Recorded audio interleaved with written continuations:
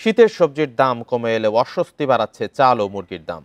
রাজধানীর কারওয়ান বাজারে ব্রয়লার মুরগির ২০০ থেকে ২১০ আর সোনালী মুরগি বিক্রি হচ্ছে ৩৪০ থেকে ৩৫০ টাকা।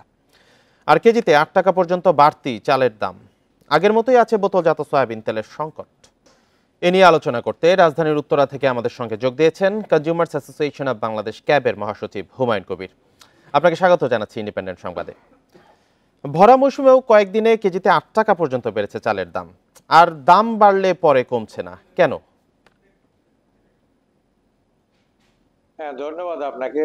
দাম বাড়লে কমছে না কেন, এটা তো আমাদের দেখা গেছে যে বিগত কয়েক বছর থেকে কিন্তু এই অবস্থাটা চলে আসছে। যেই পণ্যের দাম বেড়ে যায়, এটা কমে যখন বাড়ে তখন ৮ থেকে, যেমন চালের কেজি এখন ৮ থেকে ১০ টাকা পর্যন্ত আমরা সাধারণ মানুষ যে চালটা খায় আর কি, যারা মৌখে মজুর, যারা ভ্যান গাড়ি চালায়, যারা রিক্সাওয়ালা, তারা খায়। এই চালের দামও গত, যেটা ৫২ টাকা ছিল, এটা এখন ৬২ টাকা হয়েছে।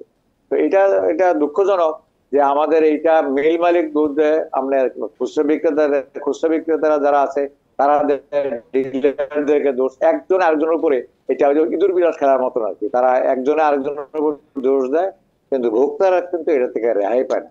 এই যে ব্রয়লার মুরগি, হঠাৎ করে ব্রয়লার মুরগির দাম তো এখন প্রতি মুরগিতে দেখা গেছে আর কি, প্রতি কেজিতে বেড়ে গেছে প্রায় ১০ টাকার মতন বাড়ছে। যেটা ১৭০ টাকা ৮০ টাকা হয়েছিল, সেটা এখন ২১০ টাকা হয়েছে, যেটা আজকের বাজারের যে অবস্থা।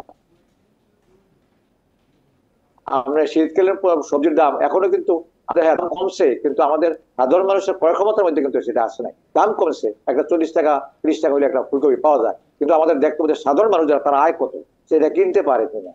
তো সার্বিক পরিস্থিতি যেটা দাঁড়াচ্ছে, সেটা হলো যে জিনিসের দাম এখন পর্যন্ত সাধারণ মানুষের ক্রয় ক্ষমতার মধ্যে আসছে নাই।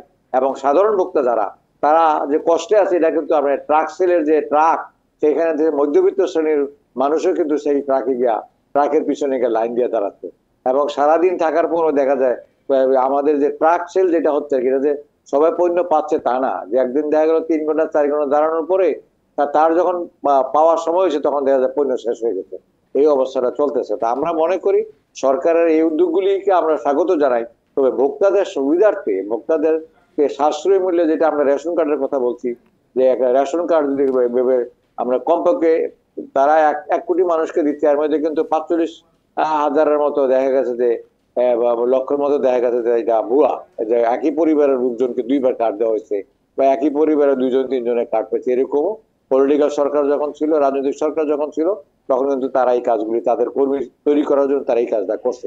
এখন যেহেতু রাজনৈতিক কোন দল এইখানে অবস্থার মধ্যে নাই, এখন যেহেতু এটা অন্তর্বর্তীকালীন সরকার, সরকারের এখানে নজর দেওয়া উচিত আমরা মনে করি। কারণ ভোক্তারা কষ্টে আছে, এটা সার্বিক বিবেচনায় বলতে গেলে ভোক্তারা কষ্টের মধ্যে আছে। গরুর মাংস এখনো ৭৫০ টাকার নিচে আসে নাই।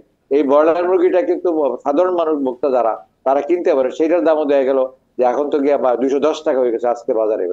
তো এটা তো আমরা, এই যে কম বাড়লে পরে যে কমে না, এটা আমরা যেটা বলে আসছি যে আজ পর্যন্ত কিন্তু এই ভোক্তা অধিদপ্তরের অভিযান চলে, কিন্তু তারা আজ পর্যন্ত কাউকে আমরা দৃষ্টান্তমূলক শাস্তির আওতা আনে নাই।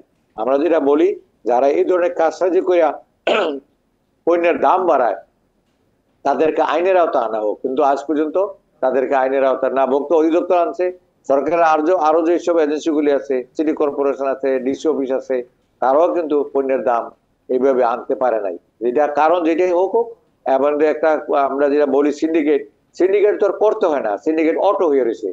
কখনো চালের বাজারে সিন্ডিকেট হচ্ছে, কখনো পেঁয়াজের বাজারে সিন্ডিকেট, কখনো আলুর বাজারে আলু নিয়ে তো আমরা দেখলাম কি খেলাটা খেললো এই কোল্ড স্টোরেজের মালিকটা এবং বড় ব্যবসায়ী যারা আলুর ব্যবসা যারা করে।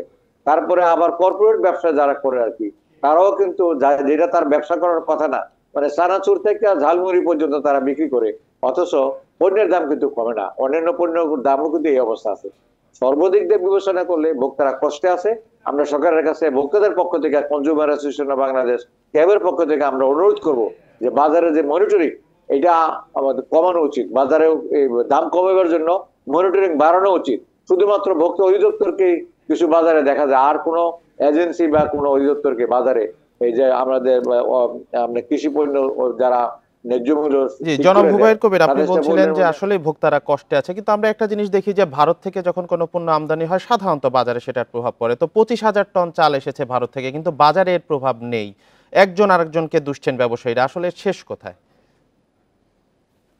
না, এটা শেষ তো অবশ্যই আছে। আমরা তো মনে করি যে ভোক্তাদের কে যদি সরকার যদি ভোক্তাদেরকে যদি সাশ্রয়ী পণ্যে মূল্যে যদি পণ্য দিতে না পারে, তাহলে সরকারের কাছে মানুষের যে আশা, মানুষ কিন্তু আশাহত হচ্ছে। ডিমের দাম দেন সরকার কিন্তু ব্যবস্থা করলে পারে না কেমন করে।